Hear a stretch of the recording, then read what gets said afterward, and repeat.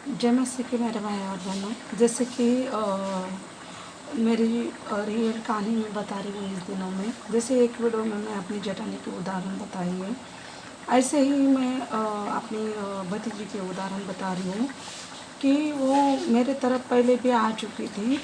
जब मैं अच्छे काम धंधा करती थी और मैं अच्छे से मतलब रहती थी, तभी वो आ चुकी थी। तो मेरा घर साफ़ सुथरा पाया, सब कुछ अच्छा। फिर अच्छा 2 दिन रह के गई वो।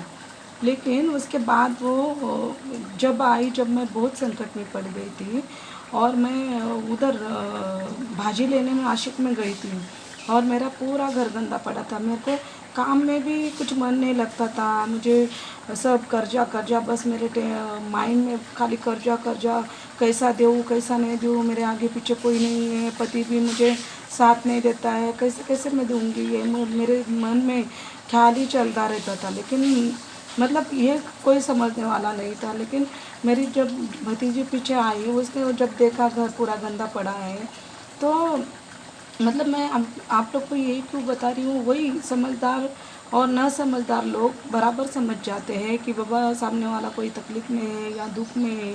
और वो जो खुद घर का काम करने वाली ही औरत अगर इतना बड़ा दुख में है, तो कैसा कर रही है। अभी ऐसा भी नहीं है अचानक उसने मेरे घर देखा, वो हमेशा उनको मालूम भी है कि ये कितना अच्छे से काम करती है। फिर भी वो उधर से लौटने के बाद एक दिन मेरे से फ़ोन पे बात कर रही थी। तो मुझे ऐसे ही बात करते करते मैं बोला मेरा घर बहुत गंदा पड़ा होता ना, ऐसा वैसा। तो उसने मुझे मतलब जैसे कि टेढ़ा बात किया कि हाँ, ये तो औरत का ही काम रहता है ना घर में अच्छा रखना या बुरा रखना। मतलब मैं ये क्यों समझा रही हूँ, अगर उसको समझ में आता। मेरी ताई जब अच्छी थी, खुद कमा इतना रात दिन काम करती थी, फिर भी उसका घर कितना साफ़ सुथरा रहता था। लेकिन अभी वो टेंशन में पड़ गई है, उसके पास इतना बड़ा टेंशन ले करके इसका घर गंदा है।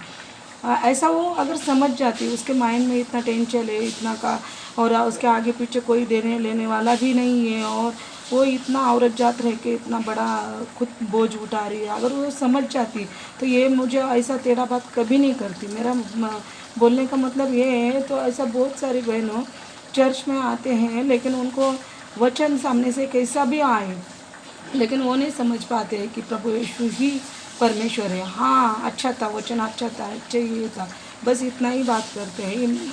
ऐसा समझदार और ना समझदार की ये बात होती है। अगर वो समझ जाए तो वो ठीक से बराबर बुद्धि में ले लेते हैं, हाँ नहीं, हमारा जीवन का पाप क्षमा करने वाला परम यीशु ही है और उसके अलावा कोई हमारा पाप नहीं क्षमा कर सकता है करके वो बता सकता है और बोल सकता है। ऐसा मैं इसके लिए बता रही हूँ कि जो भी मेरे भाई और बहनों हैं, सच्ची में आप अगर पापों से छुटकारा पाना चाहते हो तो आप समझ जाओ और वचन को ग्रहण करो, ज़्यादा से ज़्यादा वचन पढ़ो और शेयर आप वचन भी शेयर करो, खुद को भी खुद के अंदर भी वचन लेने की कोशिश करो। धन्यवाद करती हूँ परमेश्वर को कि जो कुछ मुझे समझाया वो आपको भी समझाया। यीशु नाम में आमीन।